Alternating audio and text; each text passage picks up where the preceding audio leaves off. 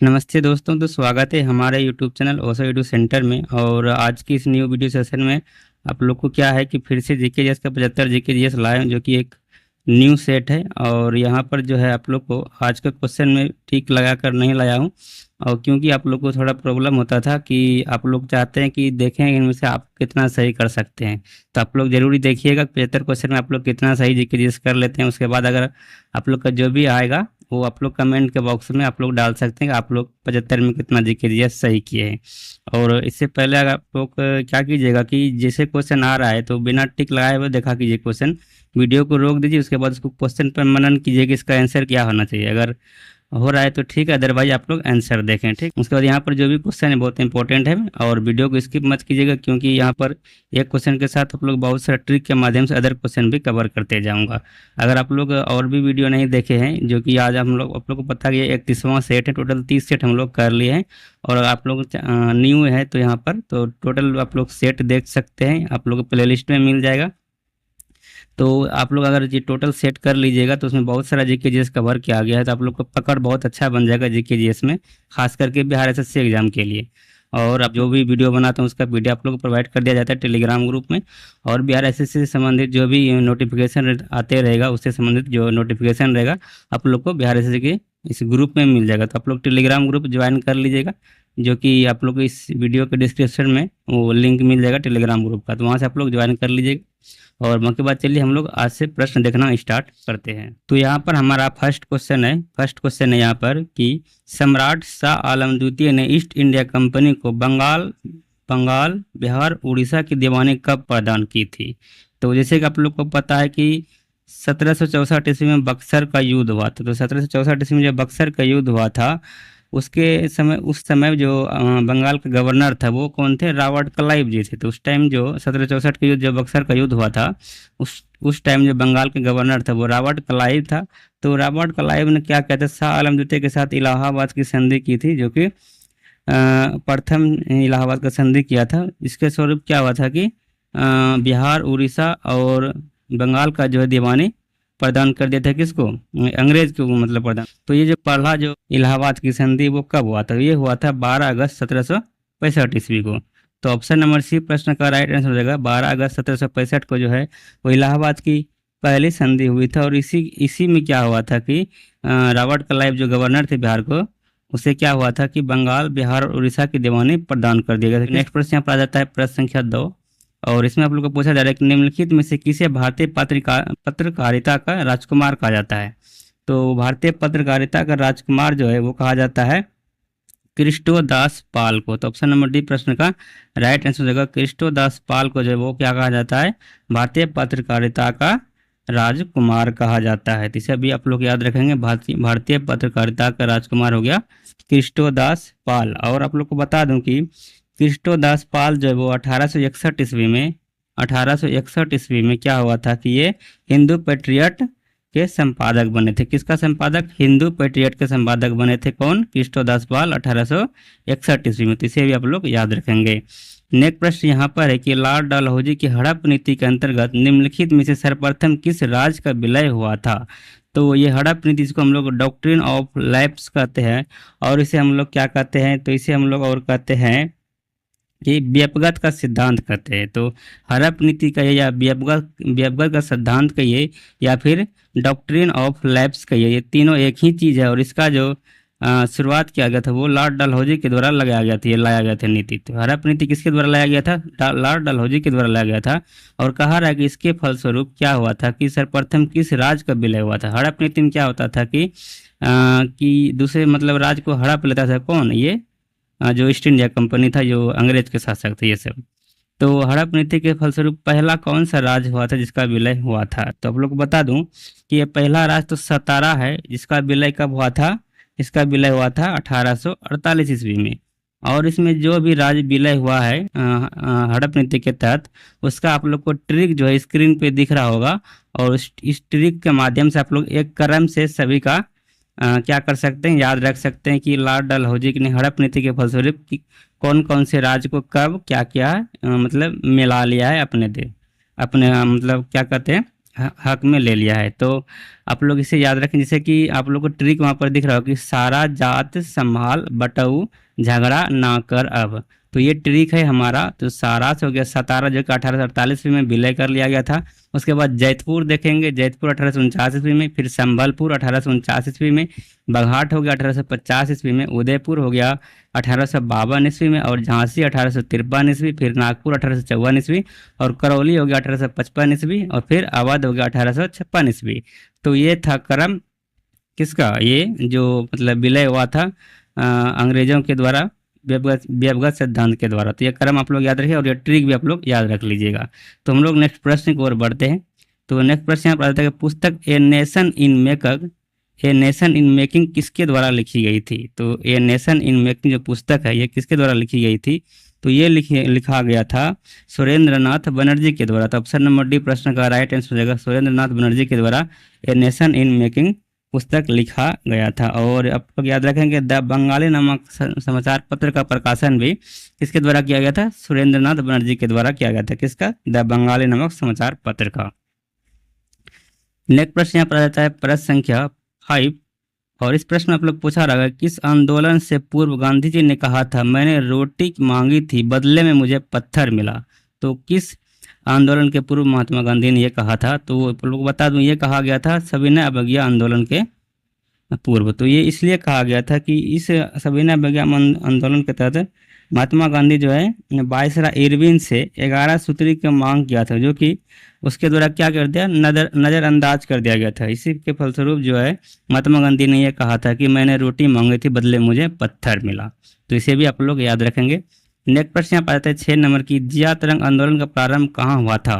तो जिया तरंग आंदोलन का प्रारंभ जो हुआ था वो हुआ था कहाँ पर, मणिपुर में हुआ था। ऑप्शन नंबर यह प्रश्न का राइट आंसर हो जाएगा, मणिपुर में जिया तरंग आंदोलन का प्रारंभ हुआ था। और आप लोग को बता दूं कि असम में जो है माँ कामाख्या माता मंदिर है, कहाँ में है, असम में। माँ कामाख्या का जो मंदिर है वो कहाँ है, असम में। उसको वहाँ पर उसको बोला जाता है अम्बुबाची का मेला भी वहीं पे लगता है। कहाँ पे, माँ कामाख्या का मंदिर में, जो कि असम में, वहीं पर अम्बुबाची का भी मेला लगता है। तो इसे भी आप लोग याद रखेंगे। और बम्बू डांस याद रखें आप लोग, बम्बू डांस जो है वो कहाँ का है, मिजोरम राज्य का है। और होजागिरी फेस्टिवल जो कहाँ मनाया जाता है, त्रिपुरा राज्य में मनाया जाता है। और आप लोग को बता दो कि मणिपुर में एकमात्र ऐसा झील है जिसको हम लोग लोकटक झील बोलते हैं, जो कि तैरते हुए मतलब जो झील है। तो एकमात्र तैरता हुआ झील जो है वो मणिपुर में है। भारत के राज्य जो है मणिपुर, वहाँ पर पूरे विश्व में एकमात्र तैरता हुआ झील है, उसका नाम है लोकटक झील। ये भी आप लोग याद रखेंगे। तो नेक्स्ट प्रश्न यहाँ पर आ जाए प्रश्न संख्या 7।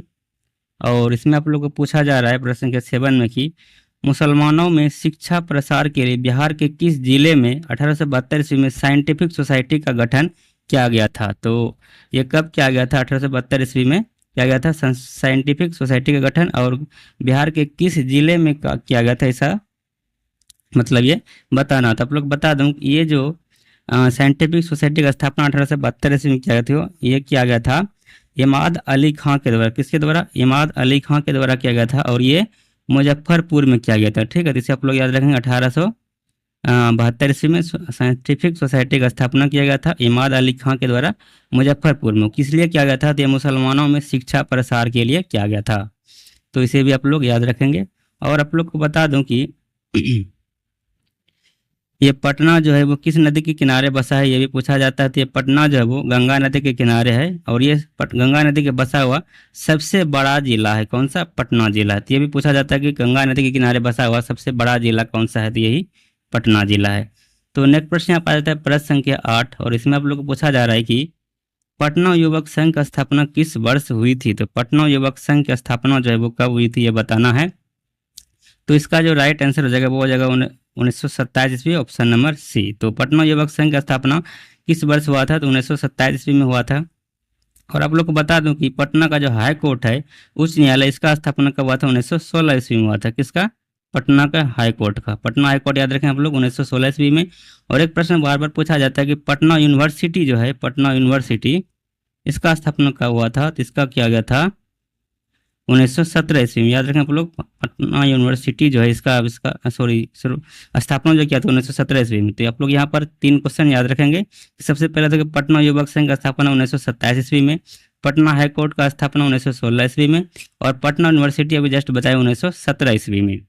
नेक्स्ट प्रश्न यहाँ पर आता है प्रश्न संख्या 9, और इसमें आप लोग को पूछा जा रहा है प्रश्न संख्या 9 में कि हुमायूं द्वारा लड़े गए निम्नलिखित युद्धों में से सबसे बाद में कौन सा युद्ध लड़ा गया था। तो हुमायूं जो द्वारा जो लड़ा हुआ है यहाँ पर 4 युद्ध दिया है, इसमें कौन सा युद्ध जो है कह रहा है कि सबसे बाद में लड़ा गया था। तो सरहिंद का युद्ध जो आप लोग को पता है कि 1555 ईस्वी में हुआ था सरहिंद का युद्ध, और ये इसी के फलस्वरूप हुमायूं ने क्या किया था, फिर से सत्ता प्राप्त कर लिया था दिल्ली सल्तनत पे। जिसे कि आप लोग को पता है कि चौसा का युद्ध जब वो 1539 ईस्वी में हुआ था, इसने क्या किया था, इसमें क्या हुआ था कि शेरशाह सूरी ने हुमायूं को हरा दिया था। हुमायूं को किसने हरा दिया था, शेरशाह सूरी ने।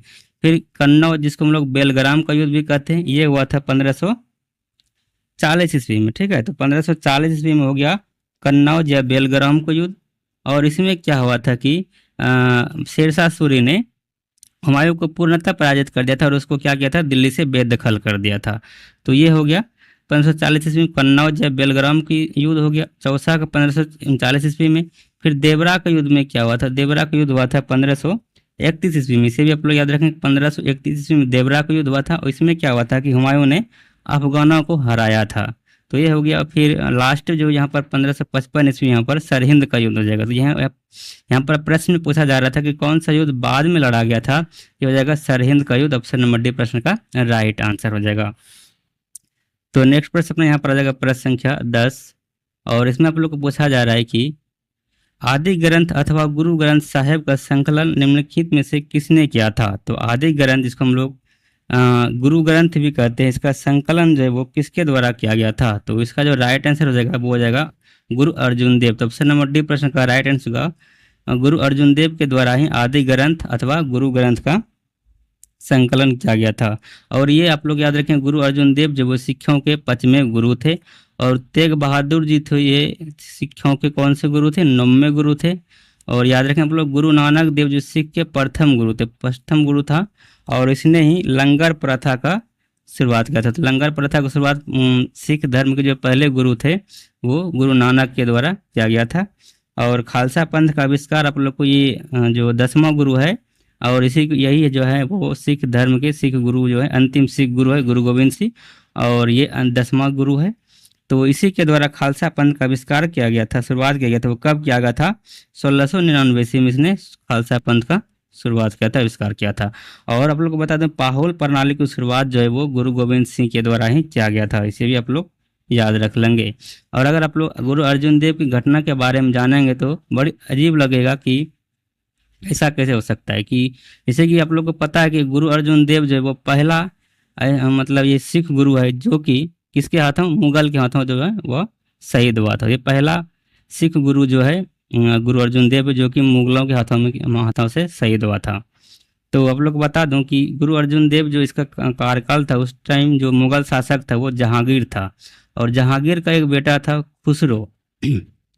तो खुसरो और क्या कहते हैं जहांगीर के बीच जो है मतलब नहीं पड़ता था। उसमें क्या हुआ था, तो मतलब खुसरो जो है जहांगीर जो वो शाहजहां को बनाना चाहता था सम्राट, लेकिन खुसरो उसका बड़ा बेटा था, वो चाहता था हम सम्राट बने। लेकिन वो ये जो जहांगीर है उसके पिताजी वो नहीं चाहता था कि खुसरो उसका सम्राट बने। तो उसके फलस्वरूप क्या हुआ था कि दोनों के बीच युद्ध हुआ था। किसके दोनों के बीच, तो ये हो गया जहांगीर और खुसरो उसका बड़ा बेटा के बीच, दोनों के बीच युद्ध हुआ था।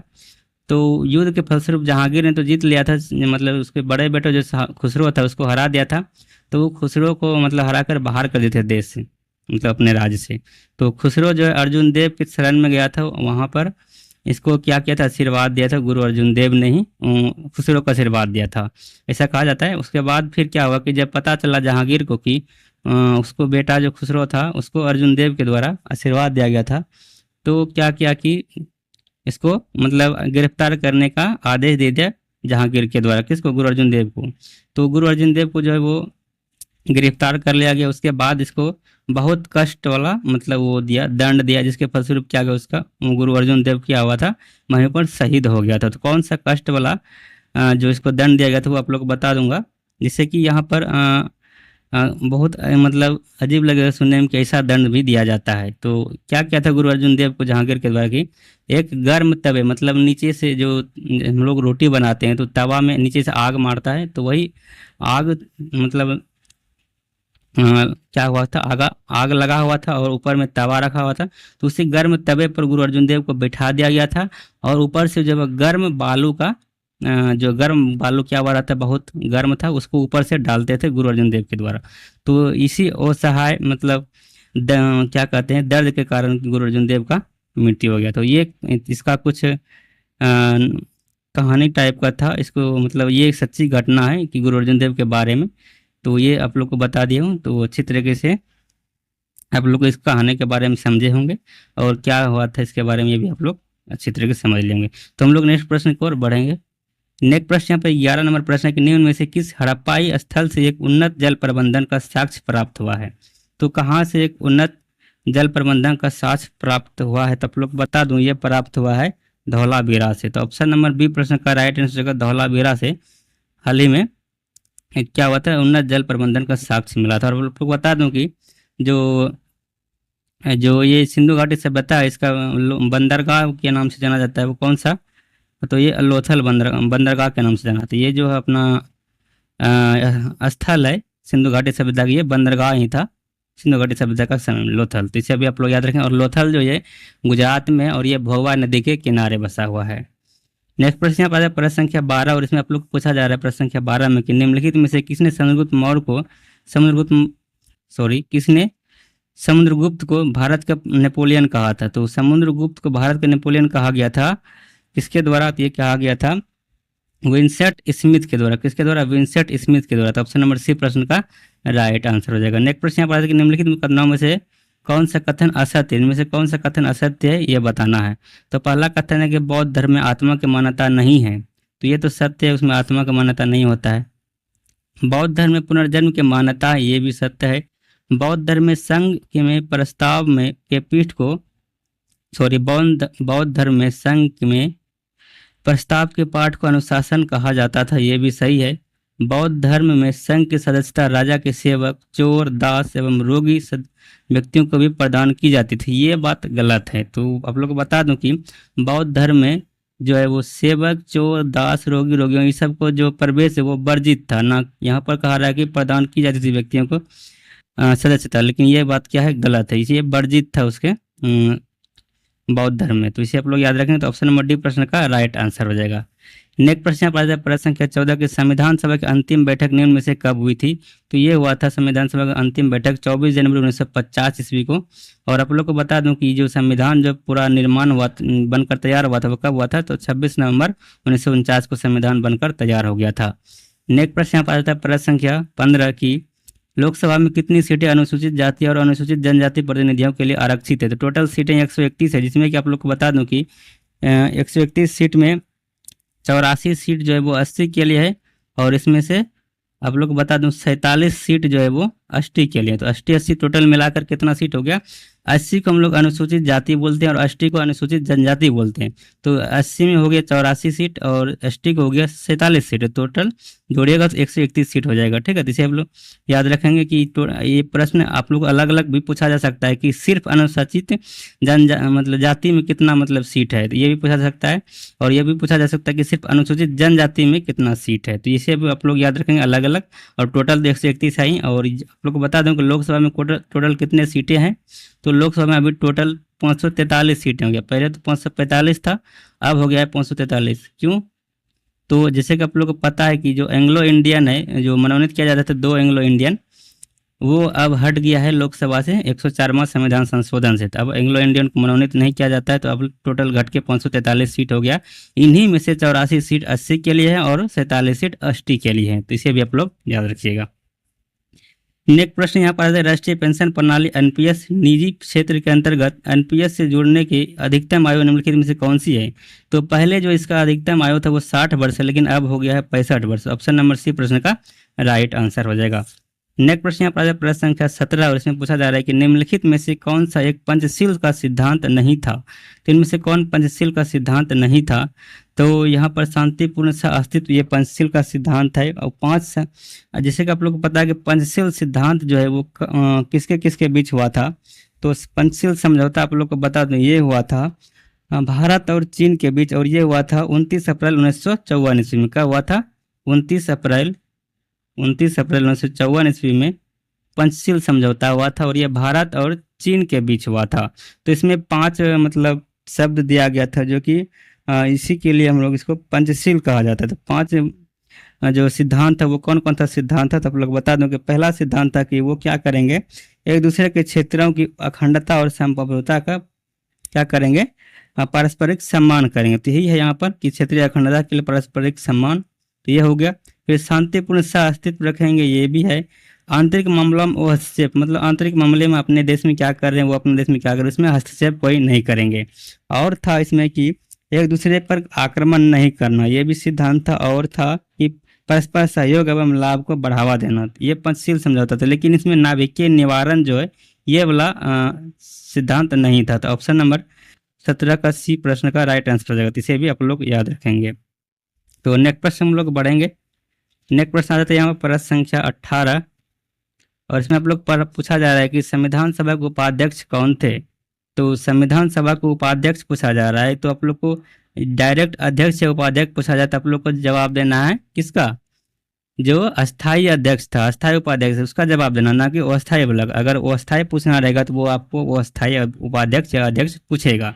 लेकिन यहाँ पर पूछा डायरेक्ट उपाध्यक्ष, ये हो जाएगा एच सी मुखर्जी हो जाएगा। ऑप्शन नंबर बी प्रश्न का राइट आंसर हो जाएगा डॉक्टर एच सी मुखर्जी। वो क्या थे? संविधान सभा के उपाध्यक्ष थे।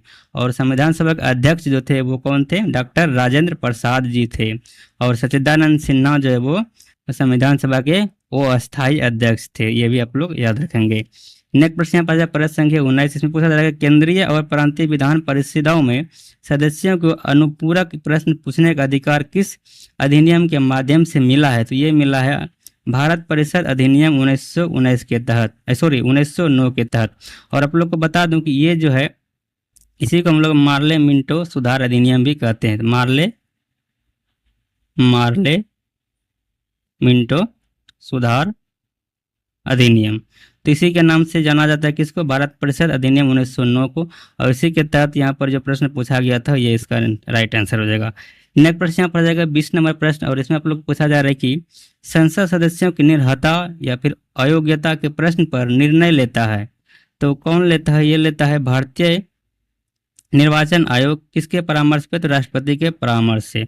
तो 20 का जो यहाँ पर राइट आंसर हो जाएगा वो हो जाएगा ऑप्शन नंबर डी की भारतीय निर्वाचन आयोग के परामर्श से राष्ट्रपति जो है वो क्या करता है?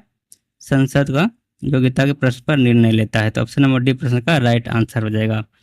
नेक्स्ट प्रश्न यहाँ पर आता है प्रश्न संख्या 21, और इसमें आप लोग को पूछा जा रहा है कि अंतर्राष्ट्रीय अम्ल वर्षा सूचना केंद्र स्थापित किया गया है। तो अंतर्राष्ट्रीय अम्ल वर्षा सूचना केंद्र जब स्थापित कहाँ गया है? तो ये किया गया ओस्लो में। तो ऑप्शन नंबर सी प्रश्न का राइट आंसर हो जाएगा। नेक्स्ट प्रश्न यहाँ पर है कि भारतीय मानक समय की अमृतोत्तर नहीं गुजरती है। तो आप लोग को बता दूं कि भारतीय मानक समय रेखा जो है वो 82.5 डिग्री पूर्वी अक्षांश में है, पूर्वी देशांतर में 82.5 डिग्री पूर्वी देशांतर में जो ये अपना मानक समय रेखा, जो कि जो जो मानक समय रेखा है जो कि उधर है इंग्लैंड से होते हुए गुजरती है। तो वही इससे जो है अपना जो समय रेखा है वो 5.5 घंटा आगे चलता है। तो यहाँ पर आप लोग को बता दूं कि जो मानक समय रेखा अमृतोत्तर है उससे 5 राज्यों से होकर गुजरती है ये मानक समय रेखा। तो वो कौन कौन से राज्य हैं आप लोग बता दूं। सबसे पहले तो यूपी हो गया, यूपी से ऊपर से आते हैं। उसके बाद आप लोग का हो जाएगा एमपी, यूपी हो गया, एमपी हो गया, फिर छत्तीसगढ़ से गुजरती है, फिर उड़ीसा में आ जाता है, फिर उसके बाद आंध्र प्रदेश। तो ये 5 राज्य से होकर मानक समय रेखा गुजरती है। इनमें से देखना है कौन सा राज्य जो इसमें से नहीं है। तो ये महाराष्ट्र हो जाएगा राइट आंसर, क्योंकि ये जो है इस महाराष्ट्र राज्य से क्या है मानक समय रेखा अपना नहीं गुजरती है। तो यही पूछा जा रहा था। ऑप्शन नंबर सी प्रश्न का राइट आंसर हो जाएगा। नेक्स्ट प्रश्न की बात करें, यहाँ पर नेक्स्ट प्रश्न आता है कि कौन से भारतीय राज्य की अधिकतम सीमा म्यांमार से स्पर्श करता है। तो म्यांमार से जो अधिकतम सीमा स्पर्श करता है वो अरुणाचल प्रदेश करता है। तो ऑप्शन नंबर बी प्रश्न का क्या हो जाएगा? राइट आंसर हो जाएगा अरुणाचल प्रदेश जो है म्यांमार से अधिकतम अपना क्षेत्र जो है वो साझा करती है। और आप बता दें आप लोग को कि अरुणाचल प्रदेश और मिजोरम राज्य दोनों का जो स्थापना हुआ था वो 1987 ईस्वी में ही हुआ था। और मणिपुर हो गया, इसका स्थापना हुआ था 1972 ईस्वी में। और आप लोग को याद रखेंगे नागालैंड, नागालैंड का स्थापना हुआ था 1963 ईस्वी में। और ये कौन सा संविधान संशोधन था, तो इसका स्थापना जो किया गया था वो 13वां संविधान संशोधन के द्वारा, 13वां संविधान संशोधन के द्वारा इसका स्थापना हुआ था।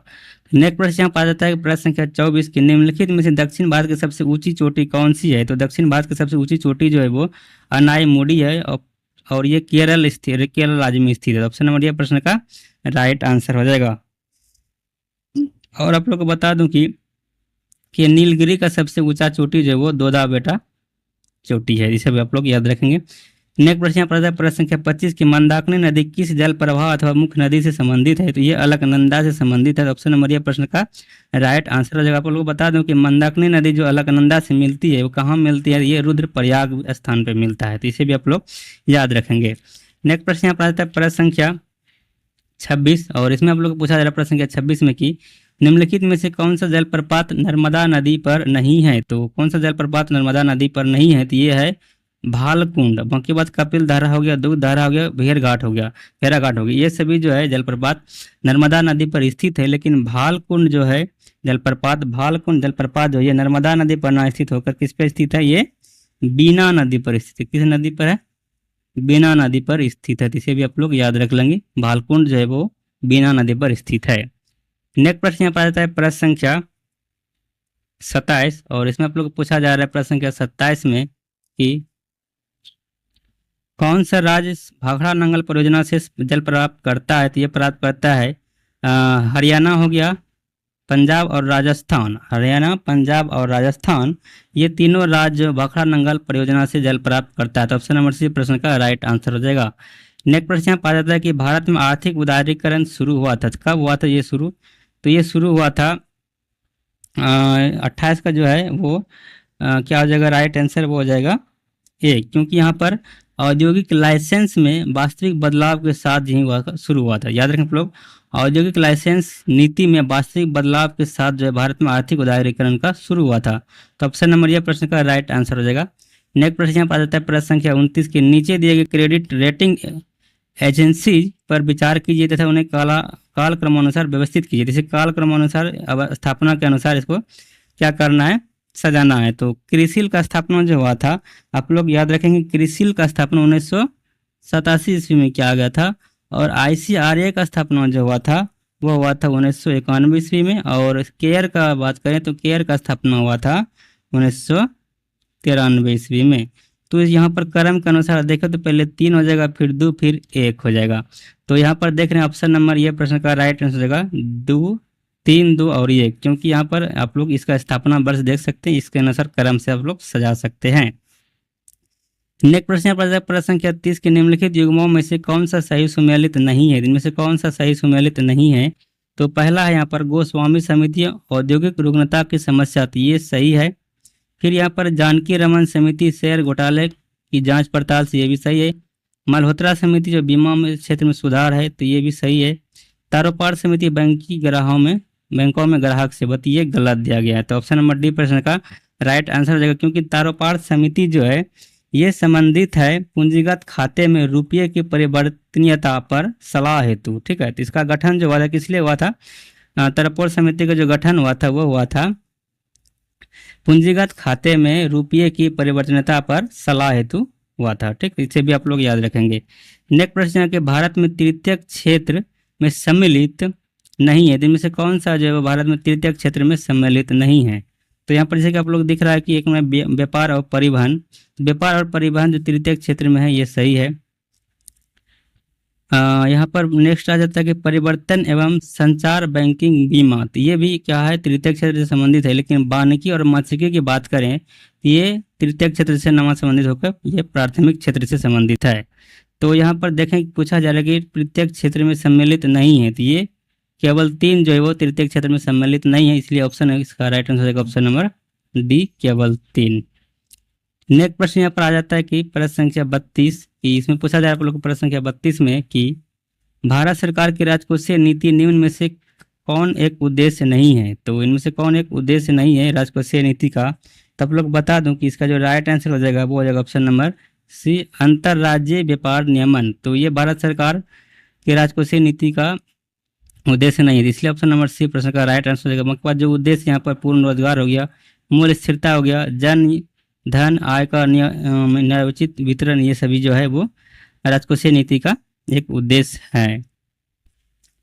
तो नेक्स्ट प्रश्न यहाँ पर आ जाता है प्रश्न संख्या 33, और इसमें आप लोग पूछा जा रहा है कि भारत में खाद्य प्रबंधन का निम्न में से कौन सा उद्देश्य नहीं है? तो इनमें से कौन सा उद्देश्य वो खाद्य प्रबंधन का नहीं है? तो जो यहाँ पर खाद्यान्नों का निर्यात देख रहे हैं, ये जो खाद्य प्रबंधन का उद्देश्य नहीं है। बाकी बात यहाँ पर देख सकते हैं आप लोग, खाद्यान्नों का वितरण, खाद्यान्नों का खरीद, खाद्यान्नों का बफर स्टॉक, रख रखाव, ये सभी जो है वो उद्देश्य है। लेकिन खाद्यान्नों का निर्यात मतलब बेचना, ये जो है क्या है कि ये उद्देश्य नहीं है खाद्य प्रबंधन का। तो ऑप्शन नंबर डी प्रश्न का राइट आंसर हो जाएगा। नेक्स्ट प्रश्न यहाँ पर आता है प्रश्न संख्या 34 की भारत में औद्योगिक क्षेत्र की उपलब्धि को मापने के लिए निम्न में से कौन सी संस्था औद्योगिक उत्पादन के सूचकांक को जारी करती है? तो ये जारी किया जाता है CSO के द्वारा, मतलब केंद्रीय सांख्यिकी कार्यालय के द्वारा। तो ऑप्शन नंबर सी प्रश्न का राइट आंसर हो जाएगा। नेक्स्ट प्रश्न यहाँ पर आ जाता है प्रश्न संख्या 35, और इसमें आप लोग को पूछा जाएगा कि भारत के बजट में किस वर्ष वस्तु लेन देन कर मतलब CTT प्रस्तुत किया गया था? ये जो प्रस्तुत किया गया था CTT, ये प्रस्तुत किया गया था 2013-14 ईस्वी के बीच। तो ऑप्शन नंबर ये प्रश्न का राइट आंसर हो जाएगा। नेक्स्ट प्रश्न पर प्रश्न संख्या 36 के द्रोणाचार्य पुरस्कार जो खेल प्रशिक्षण के क्षेत्र में दिया जाता है की शुरुआत कब हुआ था? तो याद रखें आप लोग को, द्रोणाचार्य पुरस्कार का शुरुआत जो हुआ था 1985 ईस्वी में हुआ था। ऑप्शन नंबर डी प्रश्न का राइट आंसर हो जाएगा। तो ये किसको दिया जाता है? खेल प्रशिक्षण मतलब जो सिखाता है खेल, उसको दिया जाता है। और यहाँ पर 1961 ईस्वी में जो शुरुआत हुआ था वो अर्जुन पुरस्कार का शुरुआत हुआ था। तो ऑप्शन नंबर इसका राइट आंसर डी हो गया। 1985 में खेल प्रशिक्षण वाला जो पुरस्कार था वो द्रोणाचार्य पुरस्कार का शुरुआत हुआ था, और 1961 में अर्जुन पुरस्कार का शुरुआत हुआ था। नेक्स्ट प्रश्न यहाँ पाया था प्रश्न संख्या 37, और इसमें आप लोग को पूछा जा रहा है कि आकाशदीप पुस्तक के लेखक हैं। तो कौन है आकाशदीप पुस्तक के लेखक? तो ये है Jaishankar Prasad. Option number B प्रश्न का राइट आंसर होगा। जयशंकर प्रसाद के द्वारा ही आकाशदीप पुस्तक लिखा गया था। और आप लोग को बता दो कि पल्लव जो है वो पुस्तक किसका लिखा हुआ? सुमित्रा नंदन पंत का है। और अनामिका हो गया सूर्यकांत त्रिपाठी निराला जी का। और झांसी की रानी पुस्तक जो है वो लिखा गया सुभद्रा कुमारी चौहान के द्वारा। और झूठा सच ये पुस्तक लिखा गया यशपाल के द्वारा। फिर आप लोग याद रखिएगा निर्जा जो है यह पुस्तक लिखा गया है महादेवी वर्मा के द्वारा। तो इसे भी आप लोग याद रख लेंगे। नेक्स्ट प्रश्न पर प्रश्न संख्या 38, और इसमें आप लोग को पूछा जा रहा है कि प्रश्न संख्या 38 की केंद्रीय भवन निर्माण अनुसंधान संस्थान कहाँ स्थित है? तो ये स्थित है रुड़की में। तो ऑप्शन नंबर ये प्रश्न का राइट आंसर हो जाएगा। नेक्स्ट प्रश्न पर जाता है कि भारत की पहली बोलती फिल्म आलम आरा किस वर्ष प्रदर्शित किया गया था? तो आप लोग को बता देंगे भारत की प्रथम बोलती फिल्म जो है वो कौन सा? आलम आरा है। और इसे 1931 में प्रदर्शित किया गया था। किसके द्वारा? यहाँ पर इसका राइट जो आंसर हो जाएगा वो हो जाएगा ऑप्शन नंबर सी 1931 ईस्वी। इसी में जो है 1931 में ही प्रथम जो बोलती फिल्म था आलम आरा, इसका जो है प्रदर्शित हुआ था। और ये जो इसका निर्माता जो था वो कौन था? वो था अर्देसर ईरानी जी। तो याद रखें आप लोग, बोलती फिल्म जो आलम आरा इसका निर्देशक हो जाएगा कौन? अर्देसर ईरानी। इसे भी आप लोग याद रखेंगे, अर्देसर ईरानी ये जो इसका निर्देशक था। और आप लोग को बता दें भारत की जो पहली टेक्निकलर फिल्म है वो कौन सा है? झांसी की रानी थी। और इसका जो प्रदर्शित किया गया था वो 1953 ईस्वी में किया गया था। इसे भी आप लोग याद रखेंगे। नेक्स्ट प्रश्न पर प्रश्न संख्या 40 की बिहार जाति आधारित गणना 2022 के अनुसार बिहार की कुल जनसंख्या कितनी है? तो ये बिहार की जो कुल जनसंख्या थी वो थी 13,07,25,310। इसे आप लोग याद रखेंगे। नेक्स्ट प्रश्न पर इसका राइट आंसर हो गया ऑप्शन नंबर बी। नेक्स्ट प्रश्न पर प्रश्न संख्या 41 की शांति के क्षेत्र में नोबेल पुरस्कार 2023 हेतु किसे चुना गया? ये चुना गया था नरगिस मोहम्मदी को। तो ऑप्शन नंबर ये प्रश्न का राइट आंसर हो जाएगा। नेक्स्ट प्रश्न पर प्रश्न संख्या 42, और इसमें आप लोग को पूछा जा रहा है प्रश्न संख्या 42 में कि ग्लोबल जेंडर गैप इंडेक्स प्रतिवर्ष किस संस्था के द्वारा जारी किया जाता है? ये किया जाता है WEF के द्वारा। तो ऑप्शन नंबर बी प्रश्न का राइट आंसर हो जाएगा कि WEF के द्वारा ही ग्लोबल जेंडर गैप इंडेक्स प्रतिवर्ष जारी किया जाता है। और इसमें जो भारत का रैंक था ग्लोबल जेंडर इंडेक्स में वो 127वां स्थान था। तो इसे भी आप लोग याद रखेंगे, भारत का रैंक जो वो है 127वां है। और सबसे टॉप जो था, टॉप स्थान पे आयरलैंड है, और अंतिम स्थान पे याद रखिए आप लोग अफगानिस्तान का है। नेक्स्ट प्रश्न आप आ कि एकता सैन्य अभ्यास 2023, एकता सैन्य अभ्यास 2023 जो है वो किन दो देशों के मध्य आयोजित किया गया है? तो एकता आप लोग याद रखेंगे, एकता जो है और एक्वेरिन हो गया, ये दोनों जो है भारत और मालदीव के बीच जो है वो सैन्य अभ्यास है। कौन कौन सा? तो आप लोग बता दूं, एकता और एक्वेरिन, ये दोनों जो भारत मालदीव के बीच एक आयोजित मध्य होने वाला एक आयोजित होने वाला क्या कहते हैं? सैन्य अभ्यास है। और आप लोग बता दें, भारत और श्रीलंका के बीच जो होता है वो सिलिनेक्स होता है। और भारत जापान के बीच आप लोग याद रखिएगा धर्म गार्जियन हो गया। और भारत भारत इंडोनेशिया के बीच आप लोग याद रखिएगा ये होता है समुद्र शक्ति। तो ये सभी आप लोग सैन्य अभ्यास है, इसे भी आप लोग याद रख लेंगे। नेक्स्ट प्रश्न यहाँ पर, तंबाकू निषेध दिवस 2023 का थीम क्या है? सबसे पहले तो आप लोग बता दूं कि तंबाकू निषेध दिवस जो मनाया जाता है वो मनाया जाता है कब? 31 मई को मनाया जाता है। कब? 31 मई को मनाया जाता है। और इसका जो थीम था, विषय था अब की बार 2023 में, वो था कि grow food not tobacco. Grow food not tobacco मतलब भोजन को, मतलब जो अपना अनाज है उसको बढ़ाओ, ना कि तंबाकू को। ये इसका थीम था। तो ऑप्शन नंबर ये प्रश्न का राइट आंसर हो जाएगा। नेक्स्ट प्रश्न नंबर 45 नंबर, अर्जुन पुरस्कार 2023 से सम्मानित साक्षी कुमारी का संबंध किस खेल से है? तो साक्षी कुमारी का संबंध जो है वो है किससे? तो कबड्डी से। तो 45 का जो राइट आंसर हो जाएगा वो जाएगा ऑप्शन नंबर बी, कबड्डी से संबंधित है साक्षी कुमारी। और अर्जुन पुरस्कार जो टोटल मिला था 2023 में, टोटल 25 खिलाड़ियों को मिला था, जिसमें कि एक आप लोग इसे भी याद रखिएगा कि सुशीला देवी जो है, सुशीला देवी ये जूडो से संबंधित है। कौन? सुशीला देवी। और आप लोग को बता दूं कि जो एक अंशु है वो कुश्ती से संबंधित है, परवीन हो गया वुशु से। और एक याद रखिए आप लोग, लक्ष्य सेन, लक्ष्य सेन जो है वो बैडमिंटन से संबंधित खिलाड़ी है, इससे भी अर्जुन पुरस्कार मिला है। नेक्स्ट प्रश्न की बात करें यहाँ पर, तो नेक्स्ट प्रश्न आ जाता है प्रश्न संख्या 46।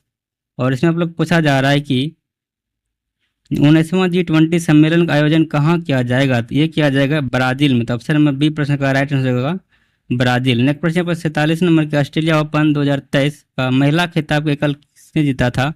तो ये जीता था ईगा स्वियाटेक के द्वारा, सॉरी ईगा स्वियाटेक नहीं होगा, आर्यन सबलंका के द्वारा हो जाएगा। तो ऑप्शन नंबर ये प्रश्न का राइट आंसर होगा आर्यन सबलंका के द्वारा जो है ऑस्ट्रेलियन ओपन 2023 जीता गया है। और ये जो जीता है ये किसको हरा के जीता है? तो ये रायबकीना को हरा के जीता है। किसको हरा के? रायबकीना को। और जो यहाँ पर जो पुरुष का जो एकल खिताब जीता था ऑस्ट्रेलियन ओपन का, वो जीता गया था नोवाक जोकोविच के द्वारा। इसे भी आप लोग याद रखेंगे। नेक्स्ट प्रश्न है पात्रता के, मुख्यमंत्री शिक्षा पुरस्कार योजना की शुरुआत किस राज्य द्वारा किया गया है? तो ये किया गया है किसके द्वारा? तो ये किया गया है ये उड़ीसा राज्य के द्वारा। तो ऑप्शन नंबर डी प्रश्न का राइट आंसर होगा उड़ीसा। नेक्स्ट प्रश्न पर, न्यू डेवलपमेंट बैंक का नया सदस्य कौन है? तो इसका जो नया सदस्य है वो बना है मिस्र। तो ऑप्शन नंबर बी प्रश्न का राइट आंसर हो जाएगा। नेक्स्ट प्रश्न पर 50 नंबर, NVS-01 उपग्रह को किस प्रक्षेपण यान द्वारा प्रक्षेपित किया गया? तो यह प्रक्षेपण किया गया GSLV F12 के द्वारा। तो ऑप्शन नंबर यह प्रश्न का राइट आंसर हो जाएगा। और यहाँ पर नेक्स्ट प्रश्न आ जाता है 51 नंबर प्रश्न। इसमें आप लोग पूछा जा रहा है कि बोरेक्स निम्न में से किस धातु का अयस्क है? तो बोरेक्स का फॉर्मूला जो होता है वो यहाँ पर होता है Ne2B4O7 इंटू 10H2O होता है। तो ये बोरेक्स का फॉर्मूला होता है। यहाँ पर आप देख लगे Na है मतलब सोडियम है, तो बोरेक्स जो वो किसका अयस्क है? तो वो सोडियम का अयस्क है। तो ऑप्शन नंबर ये प्रश्न का राइट आंसर होगा सोडियम। नेक्स्ट प्रश्न यहाँ पर आता है 52 नंबर प्रश्न। और इसमें आप लोग पूछा जा रहा है कि न्यूट्रॉन, प्रोटॉन, इलेक्ट्रॉन और अल्फा कण समान गतिज ऊर्जा के साथ चल रहे हैं, तो कणों को उनके वेगों के बढ़ते क्रम के विकल्प में चयन करना है। तो बढ़ते क्रम में सजाना है। तो जैसे कि आप लोग पता है कि जो इसका गतिज ऊर्जा होता है वो क्या होता है फॉर्मूला? गतिज ऊर्जा इक्वल टू फार्मूला होता है जिसको हम लोग इंग्लिश में कहते हैं kinetic energy equal to formula होता है हाफ mv²। और यहाँ से बात करें तो 2ke हो जाएगा किसके बराबर? mv² के बराबर। और यहाँ से हम लोग क्या करते हैं, v को भेज देते हैं दूसरे साइड, या फिर v को इसी साइड रहने देते, v² इक्वल हो जाएगा m/2ke। यहाँ पर आप लोग देख सकते हैं इक्वल टू v², m को इस साइड भेजेंगे तो हो जाएगा 2ke/m हो जाएगा। ठीक है, तो ये रिलेशन आप लोग को याद रखना है कि v² आ गया 2ke/m, मतलब यहाँ पर देख रहे हैं कि v का जो है वो इन्वर्सली प्रोपोर्शनल है, मतलब क्या है, व्युत्क्रमानुपाती है। तो अगर हम लोग इसको इस प्रकार लिख दें तो कोई मतलब आपत्ति वाली बात नहीं है कि v जो है वो इन्वर्सली प्रोपोर्शनल है मास के, मतलब द्रव्यमान के। तो कहने का मतलब ये है कि जिसका द्रव्यमान अधिक होगा उसका वेग क्या होगा, कम होगा। ये इस रिलेशन से पता चलता है। तो हम लोग देखेंगे किसका द्रव्यमान अधिक है, मतलब जिसका द्रव्यमान अधिक होगा उसका वेग कम होगा, तो उसी के अनुसार हम लोग क्रम में सजा लेंगे। तो आप लोग बता दो कि जो द्रव्यमान होता है वो इलेक्ट्रॉन का सबसे कम होता है 9.11 गुणन 10⁻31 kg होता है। इससे ज़्यादा होता है प्रोटॉन का। प्रोटॉन का जो द्रव्यमान होता है वो होता है 1.672 गुणन 10⁻27 kg होता है। फिर इससे ज़्यादा होता है न्यूट्रॉन का द्रव्यमान, इसका होता है कि 1.674 गुणन 10⁻27 kg। और इससे भी ज़्यादा होता है द्रव्यमान किसका, तो अल्फा कण का होता है इससे ज़्यादा। तो इस प्रकार आप लोग आप देख रहे हैं कि यहाँ पर इसका द्रव्यमान के अनुसार बढ़ते क्रम में, यहाँ पर कह रहा है वेग के अनुसार बढ़ते क्रम में। तो वेग के अनुसार अगर हम लोग करेंगे तो इस प्रकार कर सकते हैं कि इलेक्ट्रॉन का वेग सबसे ज़्यादा होगा, फिर प्रोटॉन का होगा, फिर न्यूट्रॉन का वेग होगा, फिर अल्फा कण का वेग होगा। तो इस प्रकार ये वेग का हो गया क्रम, और ये हो गया द्रव्यमान का क्रम। हम लोग पूछा यहाँ पर कि वेग को बढ़ते क्रम में सजाना, तो यहाँ पर बढ़ते क्रम में सजाने के लिए हम लोग सबसे पहले क्या लिखेंगे, अल्फा कण लिखेंगे ना। सबसे पहले अल्फा कण हो जाएगा, फिर न्यूट्रॉन, फिर प्रोटॉन, फिर इलेक्ट्रॉन। तो यहाँ पर बढ़ते क्रम में हो जाएगा ऑप्शन नंबर ये प्रश्न का राइट आंसर हो जाता है। इस प्रकार आप लोग इसे भी अच्छी तरीके से कवर कर सकते हैं। बहुत सिंपल तरीका है ये। आप लोग रिलेशन अगर पता है तो, और ये पता है तो आप लोग इसका आंसर सही तरीके से दे सकते हैं। तो नेक्स्ट प्रश्न पर हम लोग बढ़ेंगे। नेक्स्ट प्रश्न यहाँ पर प्रश्न संख्या 53, और इसमें पूछा जा रहा है कि क्षमता का गुण पाया जाता है। क्षमता गुण किसमें पाया जाता है, तो ये द्रव और गैस दोनों में पाया जाता है। ऑप्शन नंबर सी प्रश्न का राइट आंसर हो जाएगा। नेक्स्ट प्रश्न यहाँ पाया जाता है कि आरबीसी का कार्यकाल कितना दिन होता है, तो वो 20 से लेकर 120 दिन तक होता है। तो ऑप्शन नंबर सी प्रश्न का राइट आंसर होगा 20 से 120 दिन तक। नेक्स्ट प्रश्न यहाँ पर ऑटो वाहनों में हाइड्रोलिक ब्रेक कार्य करता है, तो ये पास्कल सिद्धांत पे कार्य करता है। तो ऑप्शन नंबर यह प्रश्न का राइट आंसर हो जाएगा। नेक्स्ट प्रश्न यहाँ पर है कि निम्नलिखित में से कौन एक अदिश राशि है, तो अदिश राशि यहाँ पर कौन सा है, तो ये द्रव्यमान है। उसके बाद संवेग, वेग, कोणीय संवेग, ये सभी सदिश राशि है। अदिश राशि क्या होता है, जिसमें कि डायरेक्शन नहीं होता, सिर्फ परिमाण होता है। जबकि सदिश राशि वो होता है जिसमें कि डायरेक्शन और परिमाण दोनों होता है, मतलब दिशा और परिमाण दोनों होगा। नेक्स्ट प्रश्न यहाँ पर है कि 57 नंबर निम्न में से किसके कारण पृथ्वी सूर्य के चारों ओर चक्कर लगाती है, तो यह लगाती है परिक्रमण के कारण। तो परिक्रमण इसका right answer option number B. Next प्रश्न यहाँ पर है कि इसको एक साइड में वैज्ञानिक का नाम है, एक साइड जो सामान आविष्कार किया गया है उसका मतलब लिस्ट दिया गया, तो इसे मिलान करना। जैसे आप लोग पता है कि रेडियो का आविष्कार जो वो जिम मार्कोनी के द्वारा किया गया है, तो ये हो गया। फिर टेलीविजन का आविष्कार JL बेयर के द्वारा किया गया है। टेलीफोन का आविष्कार ग्राहम बेल के द्वारा किया गया, और ग्रामोफोन का आविष्कार जो वो थॉमस अल्वा एडिसन के द्वारा किया गया था। यहाँ पर ये इसका क्रम है। तो ऑप्शन नंबर ये प्रश्न का राइट आंसर हो जाएगा 1 2 3 4। ठीक है, इसे आप लोग याद रख लेंगे। नेक्स्ट प्रश्न यहाँ पर प्रश्न का 59 कि हाइड्रोजन गैस भरा हुआ गुब्बारा क्या होता है, कि इसमें ये होता है कि हवा में केवल गुब्बारा तभी ऊपर उठता है जब उसका क्या होता है, कुल भार विस्थापित वायु के भार से बहुत कम होगा। तो ये इसका right answer option number B. Next प्रश्न यहाँ पर आ जाता है प्रश्न संख्या 60, और इसमें आप लोग को पूछा जा रहा है प्रश्न संख्या 60 में कि अवतल दर्पण में प्रतिबिंब किस स्थिति में आभासी एवं सीधा बनेगा। तो जो अवतल दर्पण है इसमें प्रतिबिंब आभासी और सीधा कब बनेगा, जिसे आप लोग को यहाँ पर फिगर के द्वारा समझा। ये अपना अवतल दर्पण हो गया, और इसमें एक फोकस दूरी हो गया यहाँ पर, सॉरी यहाँ पर एक उसको मान लेता हूँ R, और ये हो गया फोकस दूरी। तो इसका प्रतिबिंब जो है वो आभासी एवं सीधा कब बनेगा, जब हम लोग वस्तु को फोकस और क्या कहते हैं ये इसको बोलते हैं हम लोग ध्रुव। तो फोकस ध्रुव के बीच में अगर हम लोग वस्तु रखेंगे तो इसका प्रतिबिंब इस साइड में बनेगा, और क्या बनेगा, सीधा बनेगा और आभासी, और इससे बड़ा फिगर बनेगा। तो यही यहाँ पर समझने वाली बात था। तो हम लोग वस्तु कहाँ रखेंगे, फोकस एवं ध्रुव के मध्य रखेंगे। ठीक है, तो ऑप्शन नंबर डी प्रश्न का क्या हो जाएगा, राइट आंसर हो जाएगा। नेक्स्ट प्रश्न की बात करें यहाँ पर, तो आ जाता है यहाँ पर 61 हमारे प्रश्न। इसमें पूछा जाएगा परिपथ में धारा है, तो धारा निकालना। यहाँ पर सबसे पहले तो हम लोग इस ब्रिज को सोल्व करेंगे। यहाँ पर जो समतुल्य हम लोग प्रतिरोध निकालेंगे, उसके बाद यहाँ पर जो वोल्ट दिया गया उसके अनुसार हम लोग धारा निकालेंगे। तो सबसे पहले हम लोग क्या करते हैं, इसको क्या, ये जो दोनों है ये दोनों श्रेणी क्रम में, मतलब ये क्या है, समांतर क्रम है। तो श्रेणी क्रम में जोड़ने के लिए हम लोग डायरेक्ट जुड़ जाते हैं। तो यहाँ पर श्रेणी क्रम में 2 और 2 ओम हो गया 4 ओम। तो उसके बाद 4 ओम और 2 ओम को जो हम लोग समांतर क्रम में जोड़ेंगे, तो 1/4 प्लस 1/2 इसको हम लोग समांतर क्रम में जोड़ेंगे तो हो जाएगा क्या, ये एलसीएम हो जाएगा इसका 4। तो ये हो गया 1 + 1 + 2, तो मतलब 3/4 आ गया। 1/rp इक्वल टू, तो rp इक्वल टू क्या हो जाएगा, मतलब समतुल्य प्रतिरोध जो हो जाएगा वो 4/3 हो जाएगा। अब यहाँ पर पूछा जा रहा है क्या, कि इसका धारा क्या है। धारा हम लोग पूछा जा रहा है, जैसे आप लोग को पता है फार्मूला जो होता है ओम के नियम के अनुसार वो V = IR होता है। तो यहाँ पर हम लोग धारा मतलब करंट पूछा, तो I = हो जाएगा V/R आर, तो भी यहाँ पर दिया कितना 2 वोल्ट, तो 2 रख लेंगे। और आर हम लोग अभी जस्ट निकाले 4/3, तो 4/3 जब हम लोग इसको कैलकुलेट करेंगे तो हो जाएगा 6/4, मतलब हो जाएगा यहाँ पर 1.5। तो ऑप्शन नंबर ये प्रश्न का राइट आंसर होगा 1.5 एम्पियर। तो इसे भी आप लोग सोल्व कर सकते हैं इस प्रकार, जैसे कि आप लोग को मैं यहाँ पर बताया हूँ।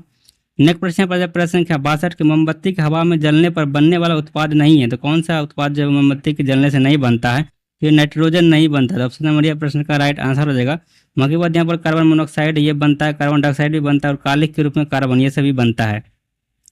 नेक्स्ट प्रश्न प्रश्न संख्या 63 के दांतों के एनामल में कैल्शियम फॉस्फेट मौजूद होता है, जिसकी प्रकृति कैसा होता है? इसका प्रकृति जो होता है वो होता है क्षारीय। तो बेसिक आप लोग याद रखेंगे कि इसका जो प्रकृति होता है वो क्षारीय होता है। ऑप्शन नंबर ये प्रश्न का राइट आंसर हो जाएगा। नेक्स्ट प्रश्न आप 64 नंबर कि निम्नलिखित कथनों में से कौन सही है? इनमें से कौन सा कथन जो वो सही है कि यहाँ पर कहा गया सभी धातु तन्य होते हैं। तन्य मतलब क्या? जो मतलब घींच सकते हैं, घींच कर वायर की तरह हम लोग बना सकते हैं, खींचने पर वो बड़े, तो इसे हम लोग तन्य कहेंगे। तो कह रहा है कि सभी धातु में तन्य होती है, ये गलत है। सभी धातु में तन्य नहीं होती। जैसे कि हम लोग यहाँ पर देखें एक धातु है पारा, ये तन्य नहीं होता है। सभी वो धातु में तन्य होती है, ये भी गलत है। सभी धातु में तन्य भी नहीं होता है। और समानता जो धातु तन्य होती है, ये बात सही है कि समानता धातु में तन्य होती है। और सबसे तन्य धातु जैसे यहाँ पर हो गया सोना, अपना सोना को हम लोग घींच कर तार की तरह बना सकते हैं। कुछ वो धातु तन्य होती है, ये भी गलत है। इसका राइट आंसर हो गया ऑप्शन नंबर सी। नेक्स्ट प्रश्न पर प्रश्न संख्या 65 की कोशिका के निम्नलिखित में से कौन सा भाग जो वो निर्जीव है? तो कोशिका का कौन सा भाग निर्जीव है? तो आप लोग बता दूं, ये जो यहाँ पर एक रिक्तिका दिख रहा है आप लोग को, रिक्तिका भाग जो वो निर्जीव होता है कोशिका का।